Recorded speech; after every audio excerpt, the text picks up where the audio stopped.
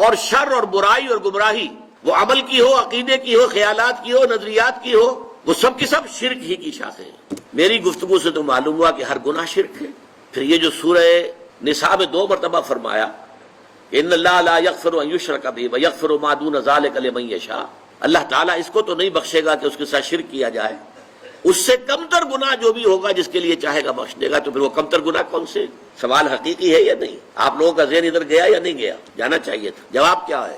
یہ کام اگر غیر شعوری طور پر ہو رہا ہو، تعمد نہ ہو، ارادے کے ساتھ نہ ہو، نظریے کے تحت نہ ہو، اس کو حق سمجھتے ہوئے نہ ہو، تو وہ گناہ رہے گا، اور اس سے توبہ کرنے سے اللہ تعالیٰ اس کو معاف فرما دے۔ اور یہ بھی ہو سکتا ہے کہ بغیر توبہ کے بھی معاف کر دے۔